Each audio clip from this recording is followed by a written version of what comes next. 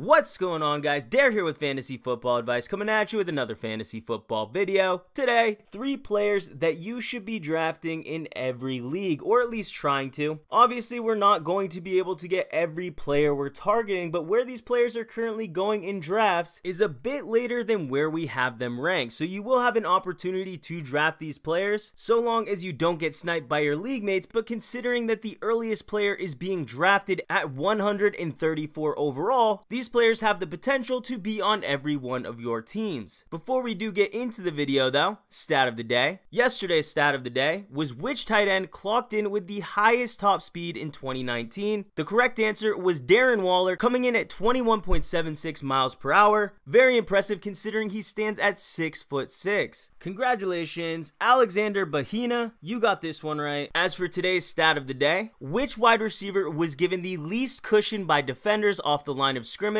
Leave your answer in the comments section down below. We'll be happy to let you know who wins in tomorrow's video. Also, guys, this video is being uploaded on August 6th. The NFL season starts on September 10th. That means we have just over a month until the actual start of football, which means your drafts are just weeks away. Don't be that guy cramming weeks of research into one weekend. Consider signing up for our draft package. You'll get our rankings, sleepers, busts, targets, player breakdowns, and more. And although we do label it as a draft package, you're going to get access all season. We are invested in your success for the 2020 season. You'll gain access to our private community, be eligible for exclusive giveaways. So if that interests you, go to our website, thefantasyfootballadvice.com, sign up and become a member today. But with that out of the way, let's hop right into the video. And there are 3 players I do want to go over, and I'm going to start with a wide receiver. It's Jalen Reagor out of Philadelphia. It blows my mind to see this, but right now he is being drafted as the 51st wide receiver off the board. You would like to think that his ADP would likely climb as we inch closer to draft day. We'll get into exactly why in a second, but looking at the historical data on the ADP trends on Fantasy Football Calculator, his ADP is moving slightly, but it seems like it's leveling off at around a late 13th round pick or an early 14th round pick. Now, understandably, Fantasy Football Calculator is not going to be tailored to your specific platform, but it is still valuable in understanding the overall trends and getting an idea for how the community is valuing these players. For Reagor specifically, considering we will not be having a preseason and the information we're getting from teams is rather limited, it's a pretty safe assumption that his ADP is not going to rise or fall dramatically. That is very good news for you because we have him ranked 10 spots above ADP, which means where he's going in drafts, he's an incredible value. And when you break it down, it's really easy to see why. Jalen Reagor himself, he's not the biggest, he's not the fastest. He stands 5'11", 206 pounds.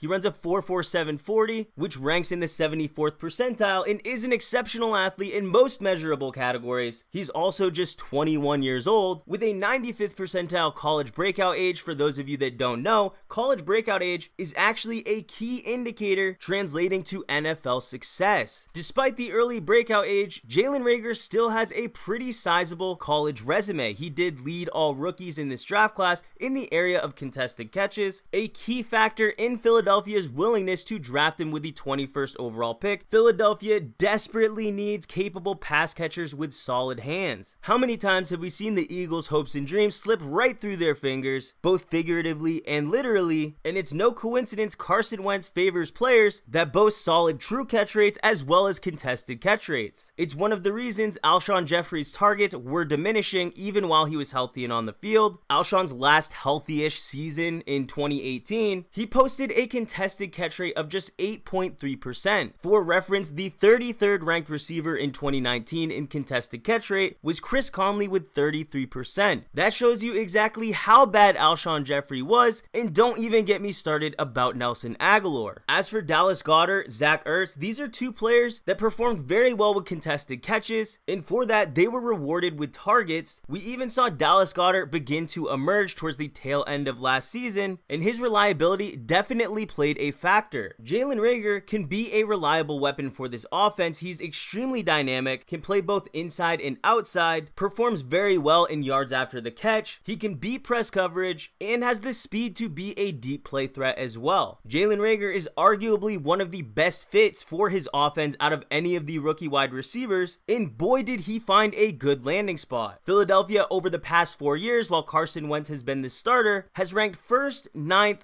3rd, and 4th in offensive plays per game. Even the ranking of 9th was heavily skewed for when Carson Wentz was injured. After he was out through the final stretch of the season, they were bottom 10 in the league in offensive plays per game. We can't really hold that against the offense because we are expecting Carson Wentz to remain healthy. At least we're not going in predicting an injury. With the Eagles slated to finish near the top of the league in offensive plays per game yet again this year, Jalen Reagor is going to get plenty of opportunities to get involved, and he should see his involvement come early. The Eagles rank 9th in vacated targets from a season ago. Alshon Jeffrey is unlikely to be healthy to start the season, and Marquise Goodwin has already opted out for the year. That leaves his greatest competition outside of the tight end position to be Deshaun Jackson, who we also think is coming in at a value late in drafts. But how much can we really rely on Deshaun Jackson to remain healthy? And if he does struggle staying on the field, that's going to directly benefit the target market share of Jalen Reagor. This team already has 26.2% of their air yards up for grabs. Combine that with the 24.1% of their targets inside the 10-yard line, and those 10 zone targets are extremely valuable coming from Carson Wentz, a quarterback who's been one of the most efficient since entering the league at converting those attempts into touchdowns. The next player we have is Zack Moss of the Buffalo Bills, and this is definitely a player who we have brought up in the past. However, I don't feel like he has been given enough attention. I got a kick out of an ESPN article that was posted 2 days ago that was a bold prediction stating that Devin Singletary would dominate the snaps in Buffalo. The reason that was so funny to me is because it's not a bold prediction at all. Many people don't realize that Devin Singletary actually played on the 11th highest percentage of team snaps, even out-snapping players like Dalvin Cook, Aaron Jones, Derrick Henry, Joe Mixon, when compared to their snap percentages on their team. So to claim that Devin Singletary leading this team in snaps is an unlikely scenario, well, that's just not true. And I know this is about Zack Moss, but the point I'm trying to make is that right now the fantasy community is trying to make you pick sides. You either have to be on the Devin Singletary side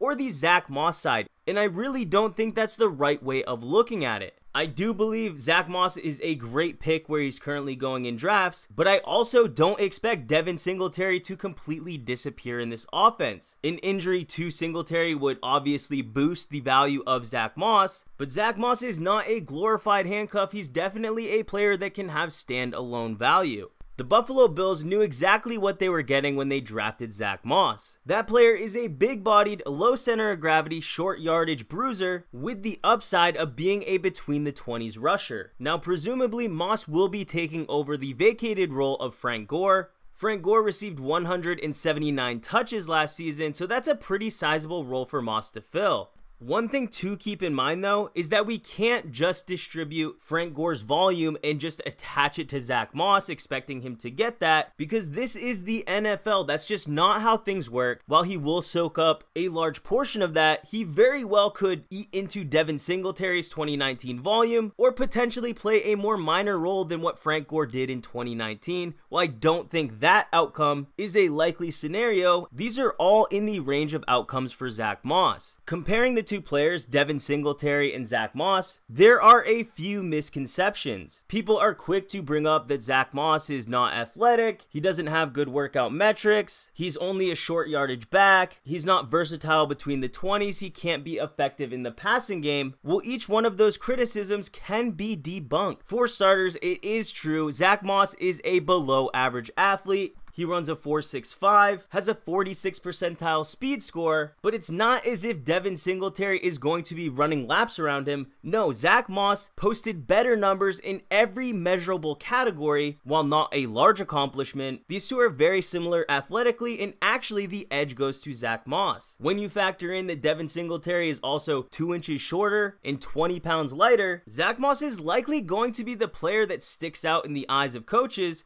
when comparing the two side by side. As for the misconception that Zack Moss is nothing but a short yardage back, he was praised heavily on his vision in between the tackles running. Devin Singletary is also looked at as more of the pass catching specialist in this backfield, but in Singletary's senior season in college, he only had 6 receptions, had a single season high of 26 receptions, and in 2 of Zack Moss's seasons, he was able to beat that reception total. So we cannot assume that Zack Moss is either incapable or unlikely to be involved in the receiving game. Frank Gore himself had 16 targets on sub 40% of snaps, which is pretty respectable for what was the clear early down rusher for this team. In 2020, I fully expect the Buffalo Bills to move away from that process, that being these 2 fully clear defined roles, because it was single-handedly the easiest backfield to read. If you've been following the stat of the day throughout this offseason, you will have heard 2 stats brought up. One was which running back faced 8+ defenders in the box on the highest percentage of his carries. The answer is Frank Gore. And what that means is, when Frank Gore was on the field, these teams knew that they were going to rush the ball. But wait, it gets worse. Reverse that stat, and which running back faced the least amount of stacked boxes? That player was Devin Singletary. If that doesn't directly indicate that defenses knew exactly what they were doing when each player was on the field, I don't know what does. And having Zack Moss to replace Frank Gore, being a more versatile running back that can do all of the same things as Frank Gore, but also be effective in the passing game as well, that's going to make this offense much more dynamic, an offense that also added Stephon Diggs, the best receiver Josh Allen's ever had. So when you lay out the facts, it's really easy to see how Zack Moss is not only a steal where he's going late in drafts, but he does have a realistic path to stealing the workload of Devin Singletary and being a starter for your fantasy team. The final player we have is Antonio Brown, and guys, don't get me wrong, this is starting to go down the pathway of a Josh Gordon type situation where we don't know for sure if he's coming back, or if he does come back, is he going to stay? Am I going to be able to trust him to be on my team for more than a week before he gets suspended again? And if drafting Antonio Brown brings flashbacks of when you drafted Josh Gordon in the late rounds and maybe it didn't work out, or maybe you took Martavis Bryant, shooting for that upside, and while yes, these players do not have a high percentage chance of hitting, I'll let you in on a little fact. None of the receivers being drafted outside the top 45 are likely to be starter level players. On the screen, I do have last year's ADP. As you can see, from wide receiver 45 on, outside of John Brown, DK Metcalf, or Cortland Sutton, most of these players were bust and ended up on the waiver wire. Jamison Crowder, you could throw him in there too, but the hit rate, it's very, very low. If you know the right things to look for, you can find those diamonds in the rough, those players to target in the late rounds. We have those all indicated in our draft package. But as for Antonio Brown, there are some perks to drafting him. Now hear me out. When it comes to wide receivers, it can be tough to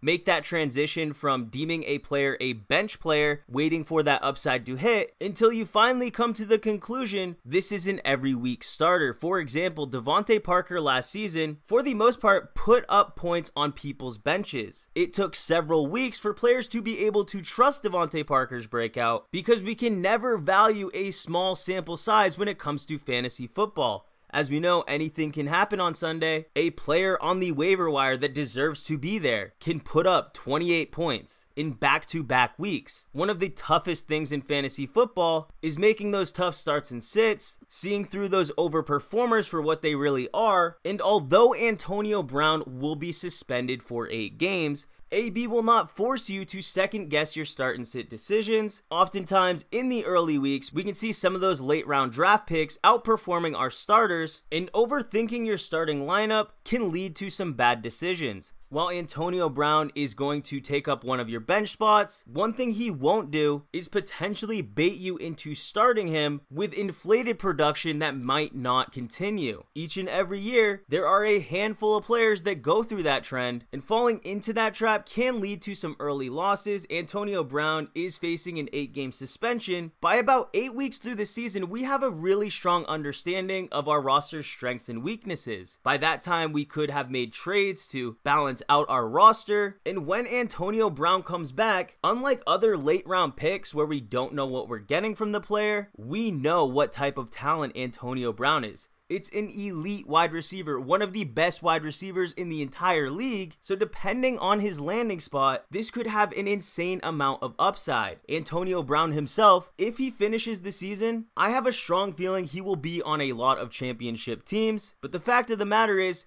it still is a big if. The good news is though, right now, on certain platforms, in order to find him, you would have to search his name. I know in our rankings, we have him 55 spots above ADP. So until that changes and until he starts to go ahead of players that we believe make stronger late round picks, Antonio Brown is a player I'm trying to get on every one of my teams. But guys, that's going to do it for this video. We really hoped you enjoyed. If you did, how about you hit that like button? If you're new to the channel, please hit that subscribe button. We thank you all for watching. We'll catch you on the next one.